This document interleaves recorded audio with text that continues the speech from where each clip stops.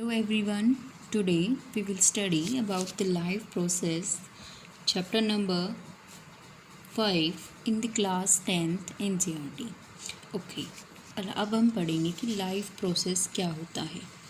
Life यानी कि ज़िंदगी, प्रोसेस यानी कि हमें जीने के लिए क्या क्या चीज़ें चाहिए।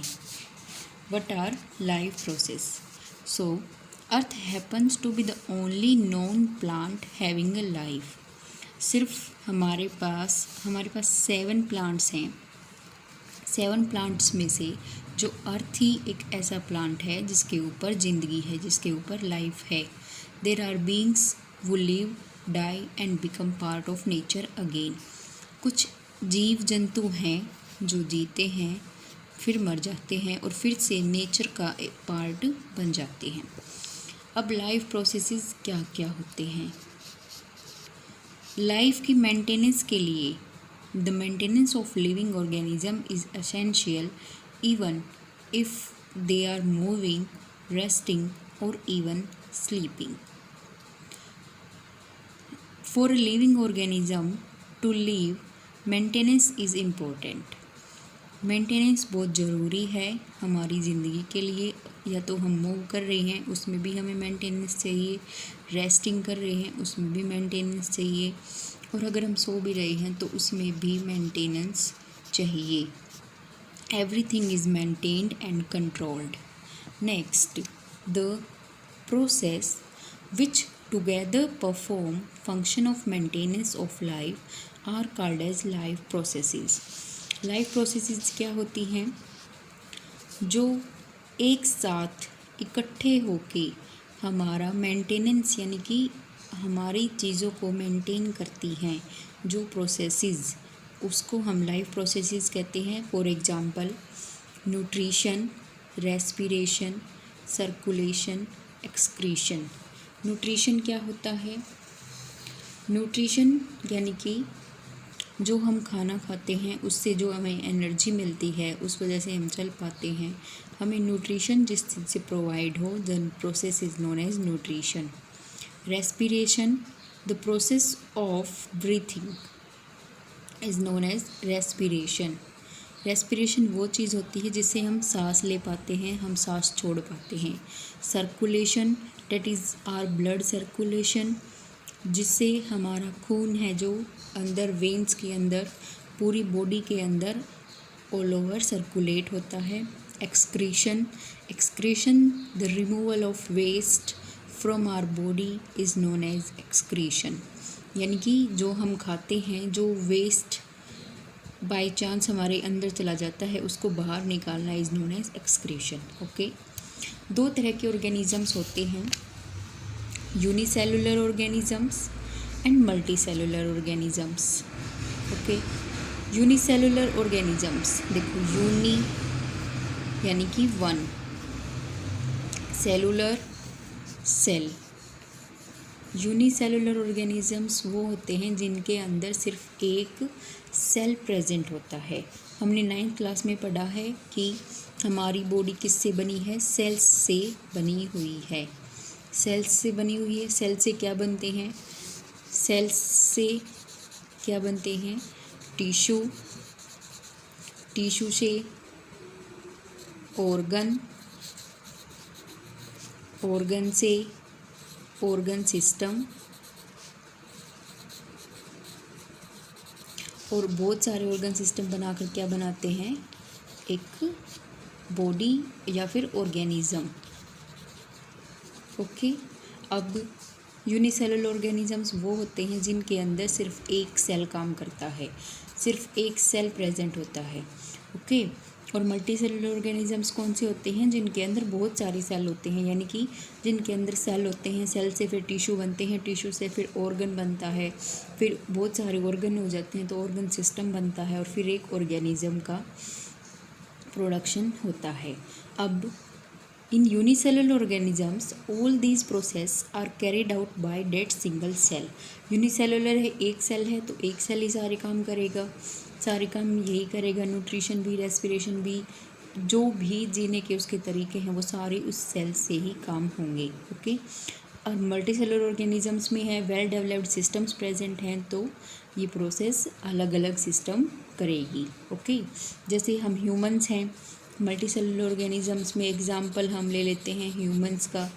ह्यूमंस में क्या है कि न्यूट्रिशन है वो हमारा डाइजेस्टिव सिस्टम करता है, रेस्पिरेशन है उसके लिए अलग से रेस्पिरेटरी सिस्टम है, ऑर्गन कौन सी प्रेजेंट है, लंग्स प्रेजेंट है, सर्कुलेशन में सर्कुलेटरी सिस्टम है, हमारा हार्ट प्रेजेंट है, वेन्स प्रेजेंट हैं, एक्सक्रीटरी सिस्टम है अपने पास अलग से, किडनी जिसमें ऑर्गन इन्वॉल्व होती है। ओके, नेक्स्ट अब हम प्रोसेस पढ़ेंगे न्यूट्रिशन की। उससे पहले हम कुछ एनसीईआरटी टॉपिक्स हैं वो कवर कर लेते हैं, जैसे कि अब इसमें क्या बता रखा है कि since these maintenance processes are needed to prevent damage and break down, energy is needed for them. देखो, कुछ भी हम काम करें तो उसके लिए एनर्जी हमें चाहिए, इसीलिए हमारी बॉडी के अंदर जो प्रोसेसेस होती हैं वो काम करते हैं, कोई ऑर्गन्स हैं वो काम करते हैं, तो उन्हें भी क्या होती है, एनर्जी की रिक्वायरमेंट होती है। अब ये एनर्जी आती कहाँ से है, ये एनर्जी बाहर से आती है। जब हम खाना खाते हैं तो खाना क्या होता है, वो एनर्जी में कन्वर्ट किया जाता है। ठीक है, a process we called common nutrition is the process to convert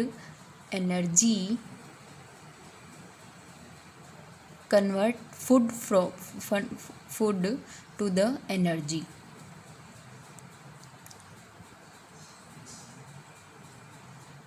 अब न्यूट्रिशन प्रोसेस पे आ जाते हैं हम। Nutrition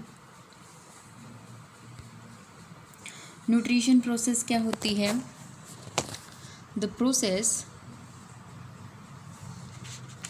of acquiring food and that is needed for nourishment and sustenance of the organism is called nutrition। The process of acquiring food that is needed for nourishment। Nutrition क्या होती है कि हमें जीने के लिए, हमें न्यूट्रिशन प्रोवाइड करने के लिए जो प्रोसेस यूज़ होती है, यानी कि उसको हम न्यूट्रिशन बोलते हैं। न्यूट्रिशन वो प्रोसेस है कि जहाँ से हम खाना मुंह में लेते हैं, वो खाना अंदर जाके कैसे पचता है, इज़ नोन एज न्यूट्रिशन। दो तरह के न्यूट्रिशन होते हैं, एक ऑटोट्रोफिक न्यूट्रिशन, एक heterotrophic nutrition. Autotrophic nutrition and heterotrophic nutrition. Autotrophic nutrition क्या होता है, ऑटो यहीं से हम देखते हैं, ऑटो वर्ड से, ऑटो वर्ड है, ऑटो यानी कि खुद, वी हैव लर्नड ऑटोमेटिक, इनकी खुद से जो हो। ठीक है, तो if an organism can nourish itself by making its own food using sunlight or chemicals, such mode of nutrition is called as autotrophic nutrition।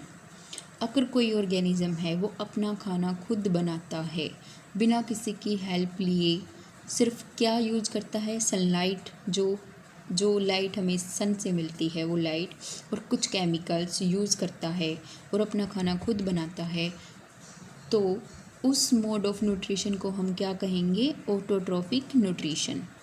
For example plants and bacteria. देखो, अगर अब हम सोचें कि हम ह्यूमंस हैं, हम भी तो अपना खाना खुद बनाते हैं, तो हम भी ऑटोट्रोफिक न्यूट्रिशन जो है वो प्रोसेस को इन्वॉल्व करते हैं, लेकिन ऐसा नहीं है। हम प्लांट्स पर डिपेंड होते हैं, प्लांट्स एंड एनिमल्स पर डिपेंड होते हैं अपने खाने के लिए।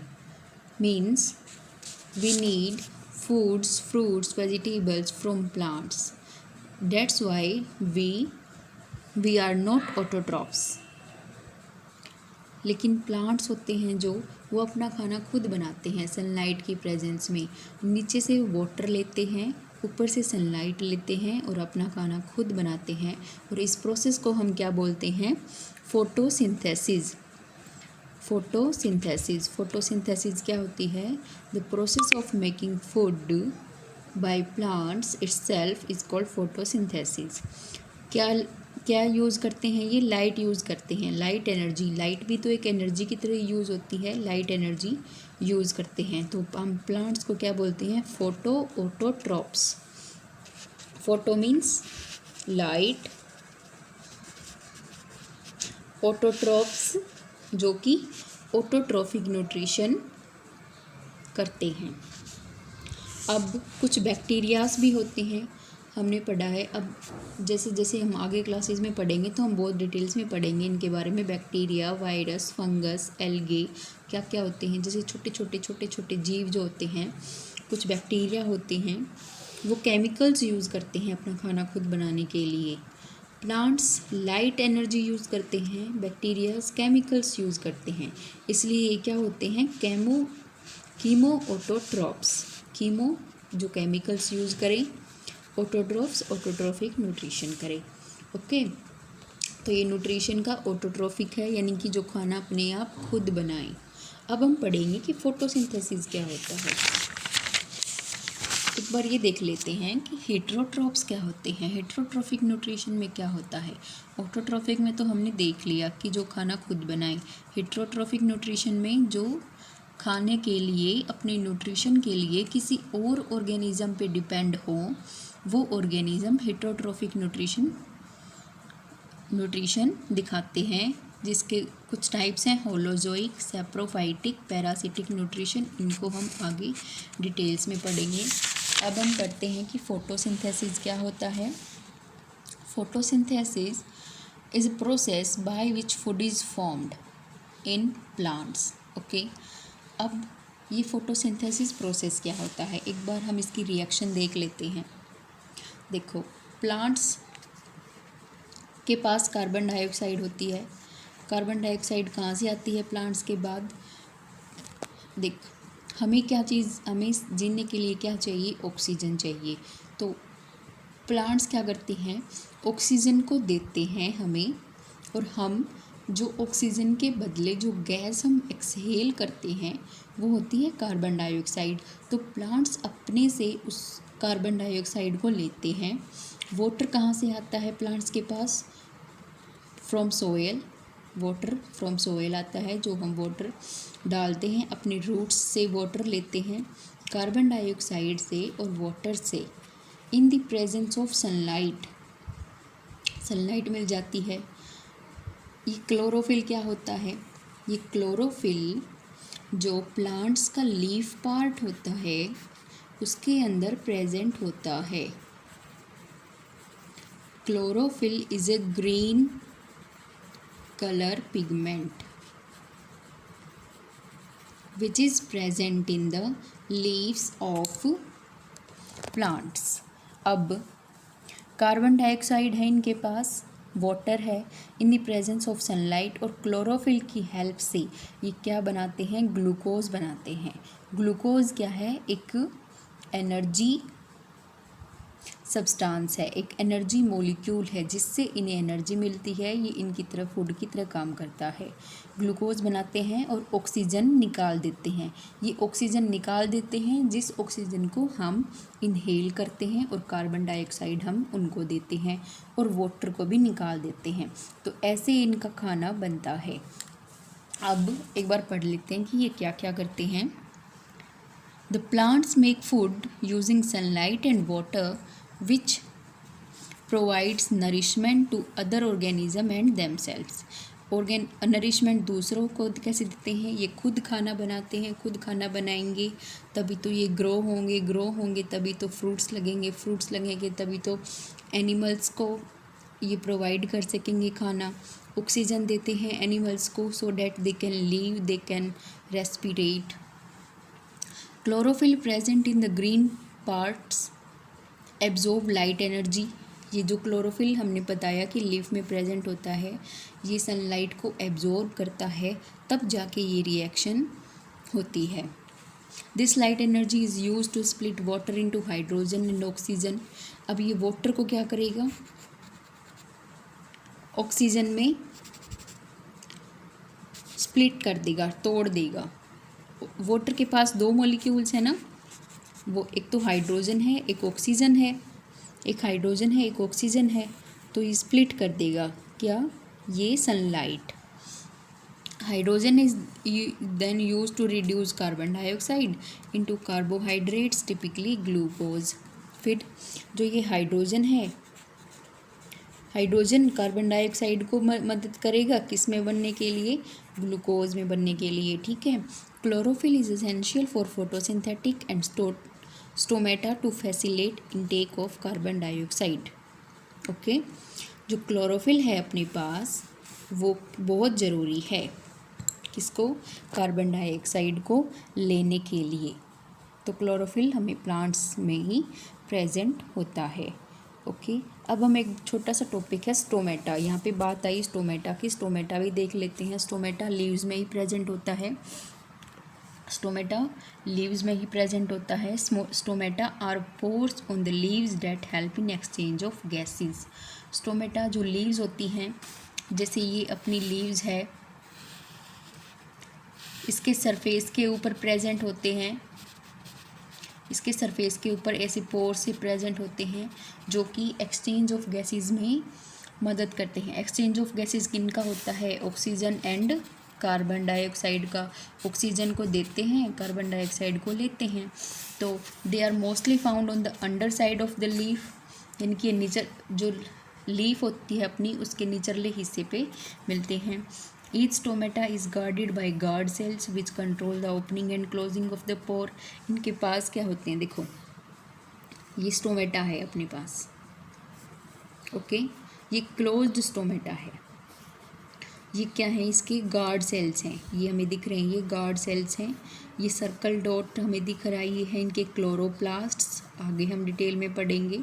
ये इसके पास न्यूक्लियस है, हमने 9th क्लास में पढ़ा था, एक सेल है, सेल ये भी एक तरह का सेल है, सेल के पास न्यूक्लियस होता है, क्लोरोप्लास्ट होते हैं, वैक्यूल होते हैं। ओके, इनके गार्ड सेल हैं, ये सेल वॉल है इसकी।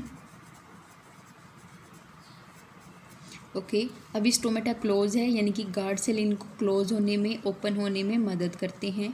अभी ओपन जब क्लोज होंगे तो कोई भी exchange of gases take place नहीं करेगी, जब ओपन होंगे तभी exchange of gases will take place. The water content of the guard cell is responsible for their function. Okay, आज के लिए इतना ही। ये स्टोमेटा ओपन, स्टोमेटा क्लोज।